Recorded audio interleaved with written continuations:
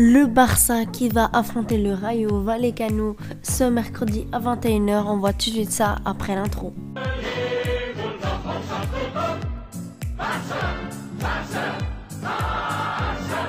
Bienvenue dans cette vidéo Barça Rayo Vallecano. On va parler de Riqui Puig, du retour de Messi, des enjeux du match et bien plein d'autres choses. Alors on a tiré le Rayo Vallecano, équipe de deuxième division qui est dans les 5 premiers de la Segunda A. On aurait pu tirer bien pire comme l'Athletic Bilbao et le FC Séville, mais on a eu un tirage plutôt clément. Cette Coupe du Roi est vraiment spéciale. Il y a beaucoup de gros qui sont tombés, comme l'Atlético de Madrid ou aussi Getafe, il me semble, et également Alaves. Le Real Madrid qui avait affronté Alcoyano et qui s'est bien entendu qualifié.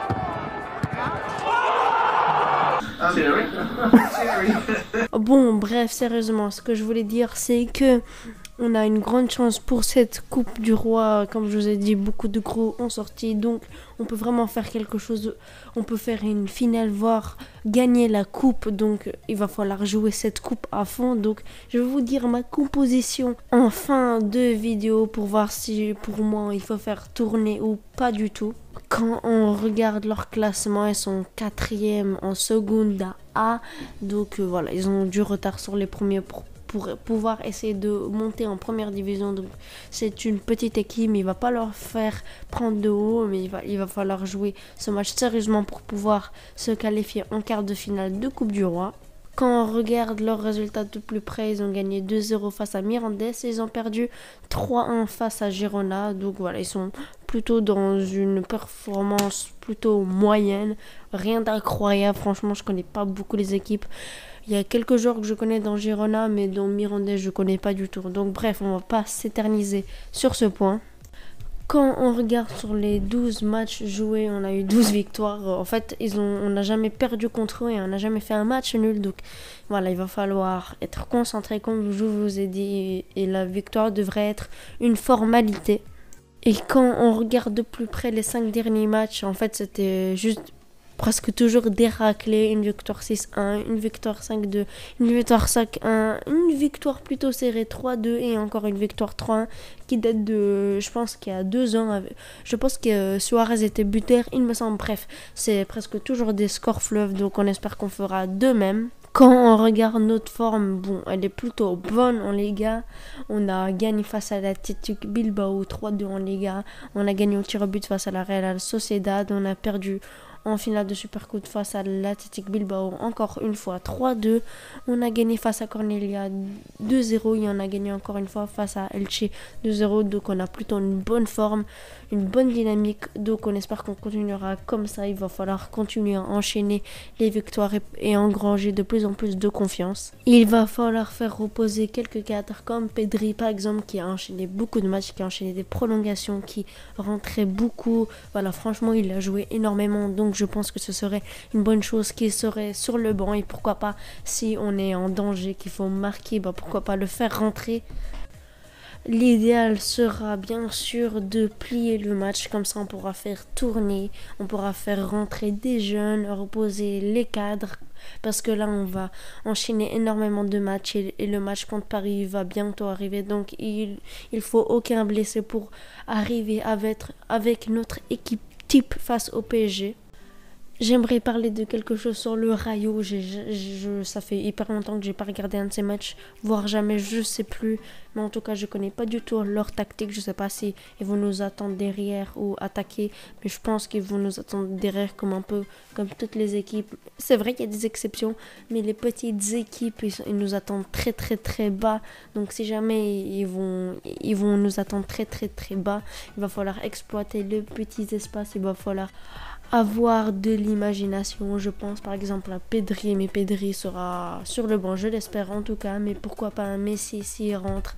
Dembélé aussi, Dembélé qui, je pense qu'on en attend trop de lui, parce que lui c'est un joueur qu'on jette dans la profondeur, il est là dans les 30 derniers mètres, mais j'ai l'impression que la tactique de Coman quand Messi n'est pas là, c'est de donner à Dembélé, et Inch'Allah franchement Voilà, c'est vraiment dommage parce que Dembélé, c'est pas un Pedri ou un Messi qui va construire le jeu. Lui, il est là pour terminer les actions, pour faire des passes décisives, pour créer des offensives. Voilà, donc j'espère qu'il sera plus dans les 30 derniers mètres et non au milieu de terrain. Et pour que Dembélé soit pas bas sur le terrain, il nous faudra un latéral droit. Par exemple, je pense à Dest qui devrait revenir, je l'espère en tout cas, parce que Mingueza, franchement, là, j'en ai marre. C'est normal, c'est pas son poste et il apporte presque rien à droite. Donc Dembélé de revenir chercher les ballons au milieu de terrain. Donc j'espère qu'on aura Dest ou même Sergio Roberto qui apporte plus en tant que latéral droit que Mingueza. C'est totalement normal, parce que c'est son poste. Mais avant, il me semble que Sergio Roberto c'était un relayeur, mais bon, il a été mis en latéral droit depuis quelques années, donc maintenant c'est son poste et j'espère que les deux seront de retour en forme pour pouvoir échanger entre les deux. Moi j'aimerais bien voir, comme je vous ai dit plein de fois dans des vidéos, que Dest soit titulaire et que Sergio Roberto rentre dans la rotation, parce que Sergio Roberto ne peut pas enchaîner plein de matchs, sinon il va rechuter comme vous avez vu. Il s'est blessé face à l'Athletic Bilbao, il me semble. Je pense que je dis pas de conneries, mais il s'est blessé en Liga.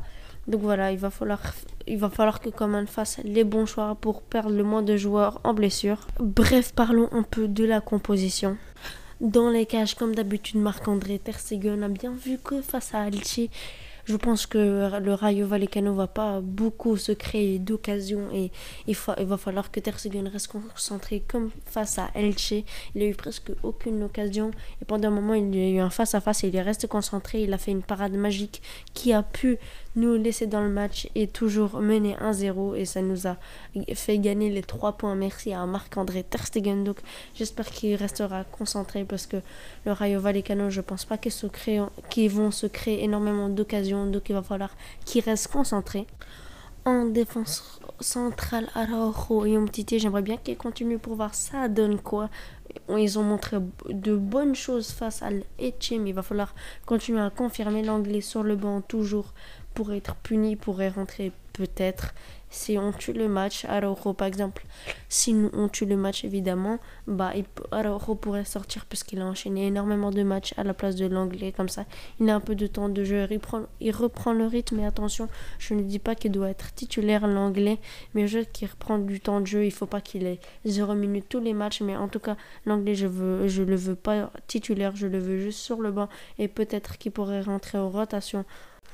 À droite, il y a vraiment beaucoup de choix. Je dirais Serginho Dest, c'est le premier choix parce que évidemment c'est notre meilleur latéral droit. Il y a aussi Sergio Roberto comme deuxième choix et comme dernier choix Mingueza.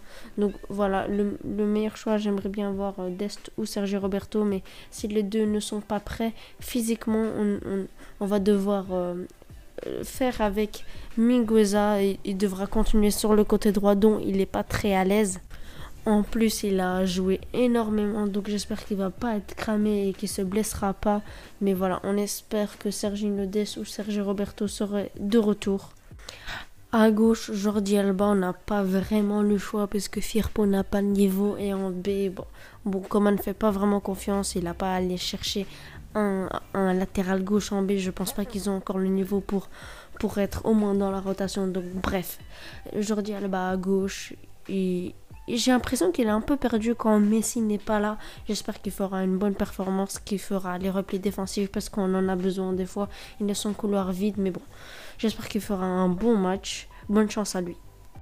Dans notre milieu à 3, Busquets en point de base parce que voilà, il va être malheureusement suspendu face à l'Athletic Bilbao. Je bien dit malheureusement parce que Pjanic a montré peu de choses. Donc voilà, j'aimerais bien avoir titulaire et Pjanic devra rentrer en deuxième mi-temps ou un peu plus, comme ça il prend du temps de jeu parce que il va être nécessaire face à l'Athletic Bilbao ce dimanche.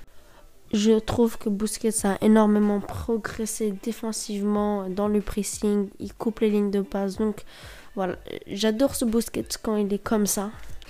Ricky Puig pour faire reposer Pedri et pour qu'il ait un peu de temps de jeu. Il a marqué face à Elche, mais c'est pas que ça. Il mérite plus de temps de jeu, ça devrait lui faire du bien. En plus, c'est en Coupe du Roi, donc il devrait être titulaire. J'ai vu dans les conférences de presse de Coman, il a dit qu'il était très content pour lui, qu'il aimait bien les joueurs avec ce mental. Donc j'ai l'impression qu'il va être titulaire. En plus, Pedri a enchaîné énormément de matchs. Donc voilà, je veux Ricky Puig. Et Frenkie de Jong, encore. Vous allez me dire encore, mais oui, il est nécessaire. Il enchaîne énormément de très bons matchs, voire de masterclass. Sur ses 6 derniers matchs, il a fait 5 masterclass et un bon match. Donc voilà, il est nécessaire. J'adore quand il se projette vers l'avant. Il marque des buts, il fait des passes décisives, il fait des efforts. Donc j'espère qu'on aura un de Jong comme cela. En ailier droit, Ousmane Dembélé, on n'a pas vraiment le choix, on n'a pas de ailier droit confirmé, même s'il y a Trincao, mais il faut quand même garder une équipe compétitive. Trincao n'a pas énormément prouvé, mais il pourrait rentrer, puisque il a fait une très bonne rentrée face à Elche, donc il pourrait rentrer si jamais on a besoin du 109. Mais sinon, Dembélé qui apporte énormément de choses, il est indispensable au Barça, donc voilà, titulaire. En faux numéro 9, Antoine Griezmann. Voilà, j'ai pas envie de faire jouer Messi, même s'il sera de retour. Il devra rentrer 20-30 minutes, voire un peu moins, 15 minutes. Comme ça, il reprend le rythme. Mais il faut pas le faire. Il faut pas le mettre titulaire dans un match de coupe. Voilà, j'espère qu'il sera sur le banc Messi, comme ça il pourra être frais. Et Griezmann qui devra prendre ses responsabilités. Il a été nul face à Elche, mais j'ai pas envie de Braithwaite. Voilà, Braithwaite, c'est pas un joueur incroyable. Griezmann, j'espère qu'il pourra faire les différences. Et pour finir, à gauche, Konrad de la Fuente. Voilà, je pense qu'il faudra lui donner du temps de jeu. En plus, avec 2 ailiers qui percutent, ça pourra nous apporter beaucoup de choses. Il a fait une très bonne rentrée face à Cornelia.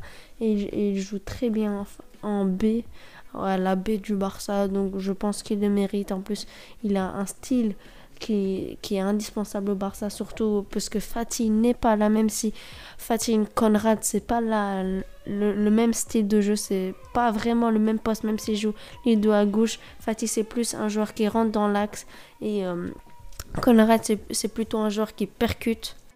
Voilà les amis, j'espère que vous avez apprécié cette vidéo. N'hésitez pas à me dire votre 11 dans les commentaires, votre pronostic, etc. Moi je vois une petite victoire du Barça 3-0. On se laisse les potes, n'hésitez pas à liker, partager, commenter. Allez, ciao.